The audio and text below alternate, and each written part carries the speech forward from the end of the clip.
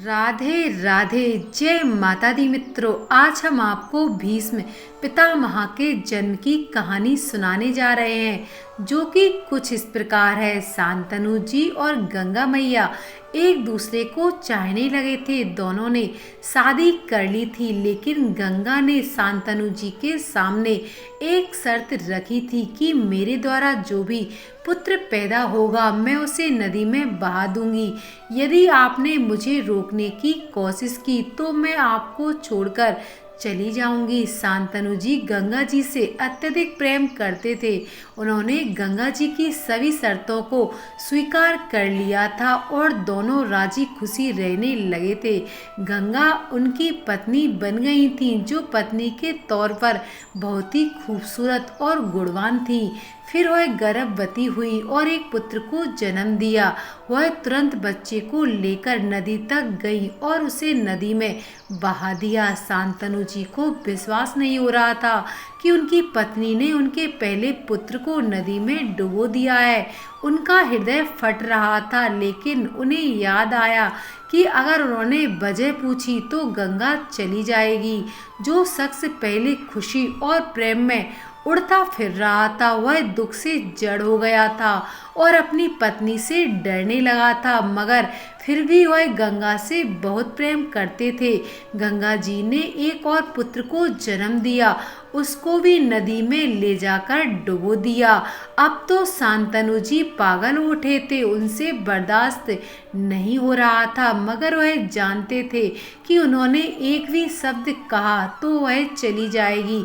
दूसरे बच्चे, तीसरे बच्चे से लेकर 7वें बच्चे तक यही सिलसिला जारी रहा। शांतनु जी बुरी तरह आतंकित हो गए थे। वह अपनी पत्नी से खौफ खाने लगे थे, क्योंकि वह उनके नवजात शिशुओं को नदी में डुबो रही थी।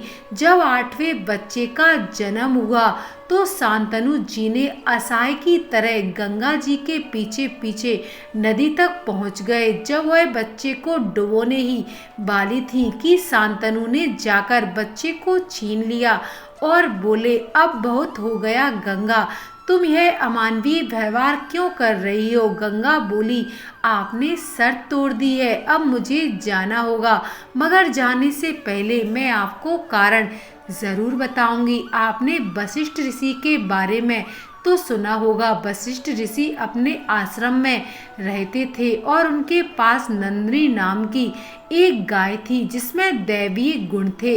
एक दिन 8 वसुपुत्र अपनी अपनी पत्नियों के साथ विमान में बैठकर पृथ्वी पर छुट्टियां मनाने गए। वे वशिष्ठ जी के आश्रम से गुजरे और उन्होंने वहां कुछ दिन भी बिताए।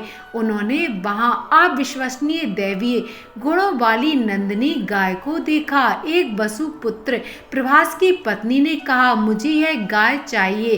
प्रभास ने बिना सोचे समझे कहा, चलो वह गाय लेकर आते हैं। एक दो वसुपुत्रों ने कहा, मगर यह हमारी गाय नहीं है, यह एक ऋषि की गाय है, हमें इसे नहीं लेना चाहिए।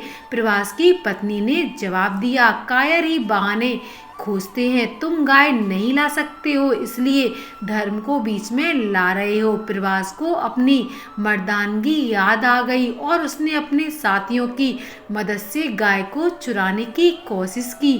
जैसे ही वशिष्ठ ऋषि को पता चला कि उनकी प्रिय गाय को चुराया जा रहा है, उन्होंने वसुपुत्रों को पकड़ लिया और बोले, ऐसा काम करने की तुम्हारी हिम्मत कैसे हुई? तुम लोग अतिथि बनकर आए थे, हमने तुम्हारी इतनी खातिरदारी की और तुम मेरी ही गाय को चुराना चाहते हो? उन्होंने वसुपुत्रों को श्राप दे दिया, तुम लोग इंसानों के रूप में जन्म लोगे और उसके साथ आने वाली सभी सीमाओं में बंधकर रहोगे। तुम्हारे पंख कतर दिए जाएंगे, जिससे तुम उड़ नहीं सकोगे।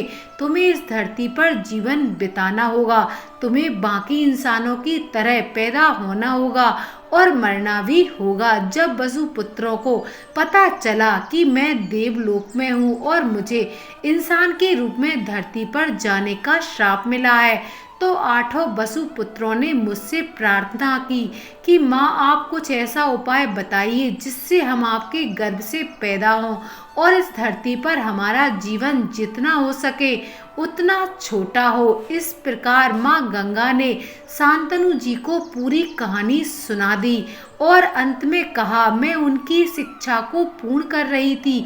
वे इस धरती पर पैदा हों मगर उन्हें यह जीवन बिताना ना पड़े। वे जल्दी से जल्दी इस श्राप से मुक्त होना चाहते थे, इसलिए मैंने सातों को लंबा जीवन जीने से बचा लिया है। आठवें का जीवन आपने बचा लिया, जो प्रवास है, जिसका चोरी में मुख्य हाथ था। शायद उसे इस धरती पर लंबा जीवन जीना होगा। वह अभी शिशु है, इसलिए मैं उसे अपने साथ ले जा रही हूँ। 16 वर्ष का होने पर मैं उसे आपके पास ले आऊंगी। उससे पहले मैं यह सुनिश्चित करूंगी कि वह एक अच्छा राजा बनने के लिए उसे जो कुछ भी जानना चाहिए उन सब की शिक्षा उसे मिल सके। गंगा मैया बच्चे को लेकर चली गई। शांतनु जी उदासीन और खोए हुए रहने लगे।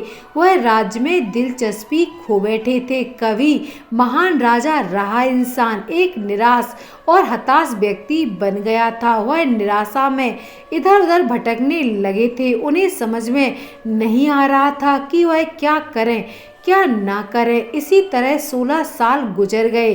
गंगा जी ने उन दोनों के पुत्र देवव्रत को लाकर शांतनु जी को सौंप दिया। देवव्रत ने खुद परशुराम जी से तीरंदाजी सीखी थी और बृहस्पति जी से वेदों का ज्ञान प्राप्त किया था।